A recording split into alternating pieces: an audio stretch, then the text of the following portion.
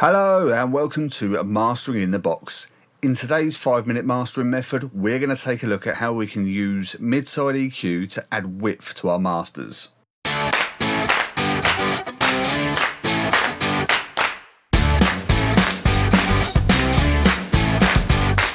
Hello and welcome to Mastering in the Box. I'm your host Smudge, and in today's video we're going to take a look at how we can add width to our masters using mid-side EQ.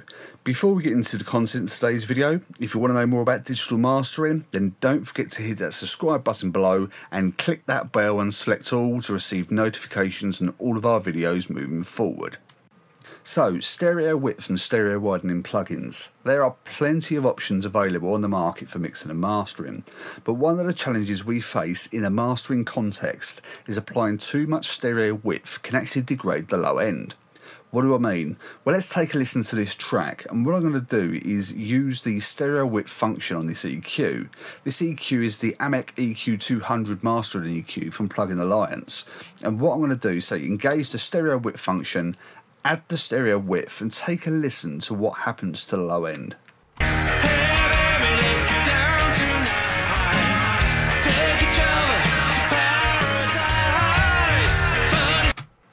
So adding too much stereo width can actually degrade the low end. We lose that definition and clarity that we've been trying to get in that mixing process.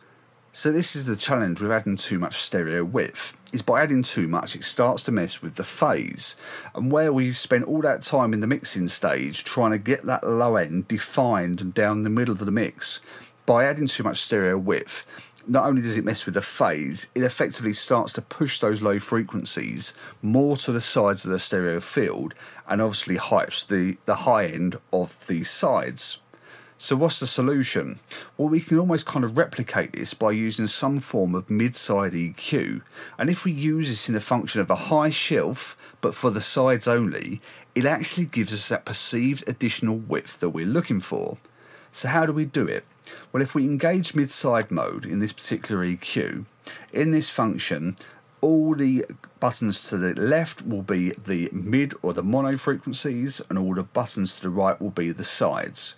We don't want to engage the parameter link, so we're just going to focus on these particular buttons only. And as we can see here, I've got a high shelf, so I've got this in shelf mode at around 11k. And what I'm going to do is just start with around 0, I'll boost the gain and listen to what it does to the stereo width.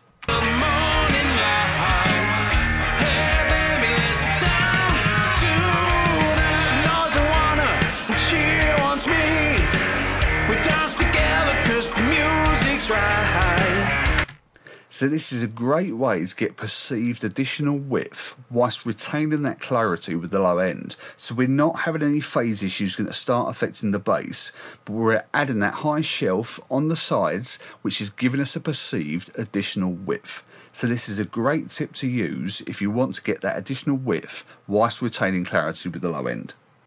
So for those of you who don't have an MSEQ already, and especially those who are on a low budget, I've just come across this, which is the plugin called Toned by LVC Audio.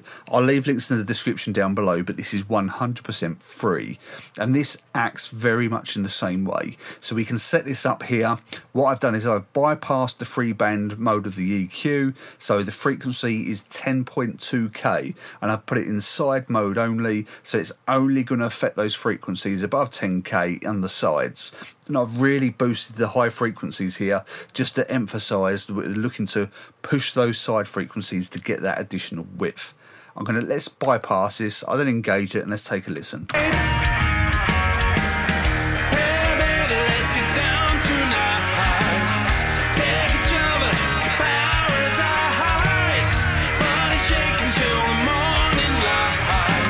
Obviously, I wouldn't recommend boosting 12 dB on the high end, but it's just to emphasize the point. You can use this as a really good free option just to do the same thing and boost those sides to get that additional width that we're looking for.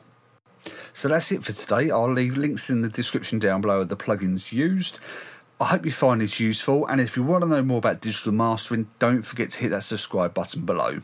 All that's left for me to say is I hope you all keep safe and well, and I'll see you in the next video coming real soon.